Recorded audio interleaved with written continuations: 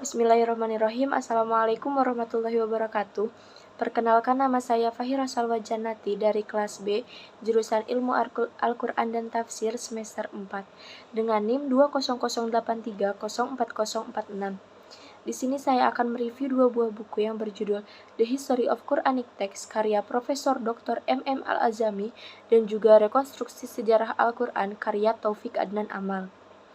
Ilmu qiraat yang benar atau ilmu seni baca Al-Quran secara tepat diperkenalkan oleh Nabi Muhammad SAW sendiri, suatu praktik atau sunnah yang menunjukkan tata cara bacaan setiap ayat. Aspek ini juga berkaitan erat dengan kewahyuan Al-Quran.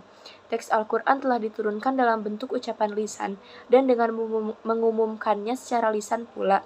Berarti Nabi Muhammad SAW secara otomatis menyediakan teks dan cara pengucapannya pada umatnya. Bagi muslim yang soleh tidak ragu-ragu lagi bahwa Allah Subhanahu wa Ta'ala berjanji akan memelihara kitabnya, tidak akan memilih bahasa atau skrip yang lemah guna menyampaikan wahyunya yang terakhir. Dalam kapasitas sastra, ekspresi yang mendalam, gaya puitis, tulisan ejaan bahasa Arab adalah bahasa yang cukup maju, yang telah diberkati dan pilihan Allah melebihi bahasa-bahasa lain. Oleh karena itu, ini merupakan keistimewaan bagi masyarakat muslim untuk terus membaca dalam bentuknya yang asli, dan memasukkan tanda-tanda ke dalamnya adalah sebuah usaha agar orang non-Arab juga mampu membaca yang asli secara mudah.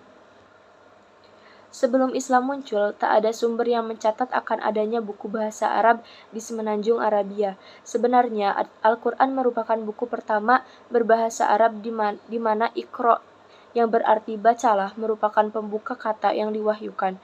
Dengan silabe ungkapan itu, menandai bahwa pencarian ilmu telah menjadi satu kemestian, menghafal sekurang-kurangnya beberapa surah terlepas apakah ia orang Arab atau bukan, guna melaksanakan sholat sehari semalam. Sejarah juga mencatat saat Rasulullah SAW sampai di Madinah, beliau segera memenuhi keperluan ini, mengatur persekolahan dan minta setiap yang berilmu, walau masih minim, agar menyampaikan pada yang lain. 60 penulis wahyu yang bekerja di bawah pengawasan Nabi Muhammad SAW dijadikan upeti dalam memerangi kejahilan. Waktu merupakan referensi penting dalam semua kajian, dahulu, kini, dan mendatang. Waktu sekarang secara otomatis akan menjadi bagian dari masa lampau yang akan berlalu. Ia akan hilang begitu saja. Kebanyakan peristiwa masa lampau akan lepas dari genggaman dan bahkan tak mungkin dapat diraba. Dan jika peristiwa itu mendekat pada kita secara tidak langsung, seperti melalui bahan tertulis, maka akurasi berita akan jadi puncak perhatian kita. Rasulullah SAW memasuki episode sejarah pemeliharaan kitab Al-Quran dan Sunnah menjadi tanggung jawab pada para sahabat, di mana komunitas muslim mampu membuat satu konstruksi keilmuan yang begitu jelimet dalam mengurangi ketidakpastian yang menjadi sifat dari sistem pengalihan ilmu pengetahuan. Sistem ini didasarkan pada hukum kesaksian. Terdapat jumlah signifikan dari murid-murid yang terkenal yang belajar syariah atau hukum Islam dan fikih di bawah bimbingan Ibnu Mas'ud dan meriwayatkan Al-Quran darinya. Mengenai mushafnya, kita menemukan dua riwayat silang. Yang pertama menyebutkan bahwa susunan surah berlainan dengan yang kita miliki, sementara yang lain mengatakan sama. Yang pertama gagal mencapai kesepakatan mengenai ukuran surah, dan ternyata riwayat kedua jauh lebih meyakinkan. Tentunya versi yang lebih konkret akan lebih menarik perhatian kita. Al-Quran memperjelas apa yang pernah ia lihat tentang mushaf Ibnu Mas'ud, Ubay, dan Zaid bin Sabit, dan melihatnya tidak terdapat perbedaan. Melalui kesepakatan para qori profesional, mereka mengikuti nada bacaan salah satu dari 7 qori yang memiliki urutan teratas. Misalnya Utsman, Ali, Zaid bin Sabit, Ubay, Abu Musa al-Ash'ari, Abu Darda, dan Ibnu Mas'ud. Jaringan mata rantai riwayat bacaan mereka langsung sampai pada Nabi Muhammad SAW, dan susunan surat pada tiap-tiap bacaan persis sama dengan Al-Quran yang ada sekarang. Kita juga mesti ingat, kalaupun kita memberi penilaian pada riwayat yang sumbang, perbedaan susunan surat tidak akan berpengaruh pada isi kandungan Al-Quran. Terdapat 3 pedoman yang hendaknya terpenuhi sebelum cara sebuah bacaan suatu ayat dapat diterima sebagai Al-Quran, yaitu qiraat mesti tidak diriwayatkan hanya dari satu sumber yang memiliki otoritas, melainkan melalui sejumlah riwayat besar yang cukup untuk melenyapkan kemungkinan adanya kesalahan yang masuk, yang juga sampai kepada Nabi Muhammad SAW yang dapat menjamin keaslian dan kepastian bacaan. Kemudian yang kedua yaitu teks bacaan mesti sama dengan apa yang terdapat dalam Mushaf Utsmani. Kemudian cara mengucapkan mesti senada dengan tata bahasa Arab yang benar. Sejumlah hadis lainnya mengungkapkan pewahyuan Al-Quran dalam 7 huruf, tetapi tanpa merujuk perselisihan tentang perbedaan bacaan di kalangan kaum muslimin generasi pertama. Jadi Bukhari dan Muslim misalnya meriwayatkan dari Ibnu Abbas yang berkata bahwa Nabi pernah bersabda, Jibril membacakan Al-Quran kepadaku dalam 1 harf, tetapi aku menolaknya, dan aku terus memohon kepadanya agar ditambahkan. Maka dia menambahkannya hingga akhir mencapai 7 huruf. Demikian pula dikabarkan Ubay ibnu Ka'ab meriwayatkan bahwa ketika Nabi Muhammad SAW tengah berada di dalam kolam Banu Ghafar, Jibril datang kepadanya dan berkata, sesungguhnya Allah memerintahkanmu membaca Al-Quran kepada umatmu dalam 1 harf.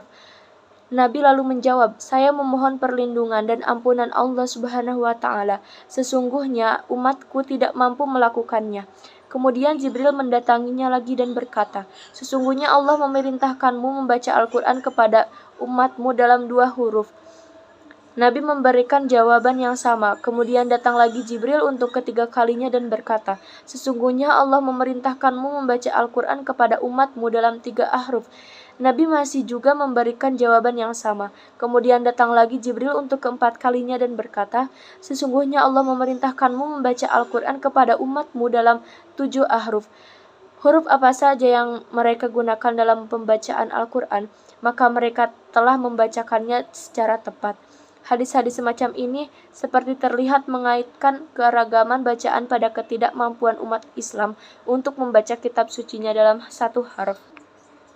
Proses unifikasi teks dan bacaan Al-Quran yang dimotori oleh Khalifah Utsman yang mencapai kemajuan berarti pada penghujung abad ke-3 Hijriah, dengan selesainya penyempurnaan aksara Arab yang digunakan untuk menyalin Al-Quran, dan pada permulaan abad ke-4 Hijriah dengan penerimaan ortodoksi atas 7 bacaan yang dihimpun Ibnu Mujahid, baru mencapai titik kulminasi dengan dipublikasikannya Al-Quran edisi standar Mesir pada 1923.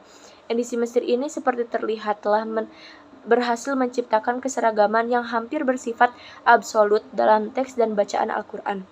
Eksistensi keragaman bacaan dirasakan tidak lagi menyenangkan bagi kaum muslimin modern. Sekte Ahmadiyah misalnya secara tegas menolak keberadaan bacaan yang 7 ataupun keragaman bacaan para pra-Utsmani untuk kepentingan dakwahnya. Demikian pula proposal yang diajukan Labib As-Sa'id pada 1959 untuk merekam dalam bentuk audio bacaan-bacaan mutawatir dan masyhur telah mengalami jalan panjang yang berliku-liku dan hanya berhasil menelurkan rekaman bacaan hafs, bacaan yang digunakan untuk menyalin Al-Quran edisi standar Mesir. Rujukan mayoritas umat Islam di seluruh dunia. Dorongan kuat ke arah standarisasi tempatnya yang tampaknya yang telah menggagalkan upaya As-Sa'id untuk melindungi sebagian kecil warisan Al-Quran. Bentuk tulisan Al-Quran setelah diintroduksinya skriptoplena bisa dikatakan sebagai aksara gado-gado lantaran tarik-menarik dan kompromi antara kekuatan-kekuatan yang menghendaki penyempurnaan ortografi Utsmani dan yang mempertahankan bentuk orisinalnya. Namun ortodoksi Islam dengan tegas menyatakan bahwa penyimpangan terhadap rasm Utsmani yang diyakini bersifat takwifi dan disepakati atau ijma 2 generasi seperti Islam merupakan dosa yang tidak terampuni. Meskipun tidak terdapat keseragaman dan tekstus reseptus yang awal, tetapi penyimpangan-penyimpangan terhadap rasam Al-Quran selalu diupayakan dengan berbagai cara untuk diperas keluar. Demikian pemaparan dari saya. Mohon maaf apabila ada kesalahan. Wassalamualaikum warahmatullahi wabarakatuh.